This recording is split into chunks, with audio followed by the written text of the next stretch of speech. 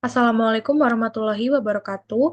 Perkenalkan nama saya Azhara Misal Sabila dengan NIM akhir 1008 kelas B dari program studi Sistem Informasi. Di sini saya akan menjelaskan untuk LKM 2 dari tugas data mining. Nah, yang di sini yang pertama diminta untuk membuat plot visualisasi dengan dua garis dalam satu gambar menggunakan array. Nah, di sini ada array satu, kemudian array 2. Nah, di sini mendefinisikan dua array yaitu X1 dan Y1 untuk garis yang pertama, kemudian X2 dan Y2 untuk garis yang kedua. Kemudian juga menggunakan fungsi PLT plot untuk menampilkan masing-masing data. Nah, kemudian pada garis yang pertama ini menambahkan pengaturan seperti warna merah, garis putus-putus, ketebalan garis, serta marker berbentuk diamond dengan warna tepi hitam dan juga isinya oranye. Nah, untuk garis yang kedua, saya menggunakan warna biru dengan garis titik-titik dan juga marker segitiga berwarna hijau. Nah, kemudian bisa dilihat untuk hasilnya sendiri, terlihat dua garis dengan pola yang berbeda. Nah, di mana garis yang pertama itu cenderung naik, kemudian garis yang kedua itu cenderung turun. Nah, sehingga menunjukkan hubungan yang saling berlawanan pada hasilnya. Nah, kemudian lanjut untuk soal yang kedua, di sini diminta untuk membuat sebuah plot visualisasi dengan koordinat sebagai berikut. Di sini diminta judulnya grafik perkembangan data dengan font Times New Roman ukuran 16, kemudian juga lambang sumbu X bernama periode hari, dan juga lain sebagainya. Nah, di sini membuat grafik sederhana itu untuk menunjukkan perkembangan datanya. Nah, di sini memasukkan data ke dalam variabel X dan Y. Nah, lalu menampilkannya di sini menggunakan PLT plot. Nah, di sini juga menambahkan judul serta label sumbu dengan pengaturan font, ukuran, dan juga warna yang sesuai dengan yang diminta di soal. Kemudian di sini hasil grafiknya itu menunjukkan tren yang cenderung meningkat dari awal sampai akhir. Nah, walaupun di sini tuh juga ditunjukkan ada beberapa penurunannya nih di tengah. Nah, saat dijalankan di Google Colab itu sebenarnya muncul warning. Nah, itu disebabkan karena font seperti Times New Roman ataupun Calibri itu tidak tersedia secara default di Google Colab sendiri. Nah, tapi hal tersebut juga tidak mempengaruhi tampilan utama dari grafiknya. Kemudian lanjut untuk soal yang ketiga. Nah, di soal ketiga ini membuat 4 subplot dalam satu tampilan. Nah, di sini itu menggunakan PLT subplot 2,2 posisi. Nah, di mana untuk membagi agar apa namanya?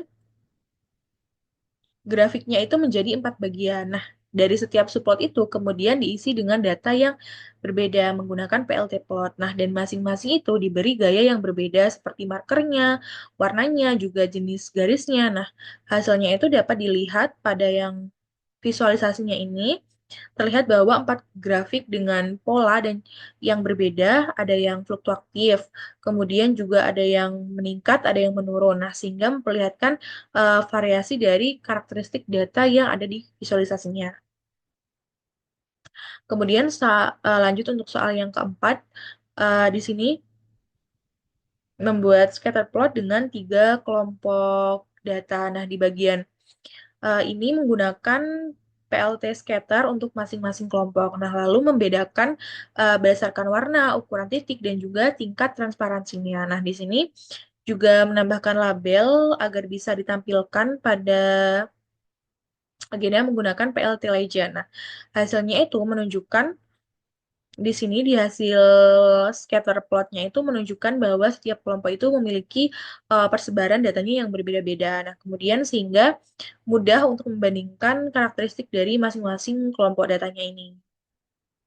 Di sini bisa dilihat bahwa yang warna-warna biru ini menunjukkan kelompok A, terus yang pink ini menunjukkan kelompok B, untuk yang hijau ini menunjukkan kelompok C, dan itu sudah sesuai dengan apa yang diminta dengan soal juga dengan coding yang sudah dibuat.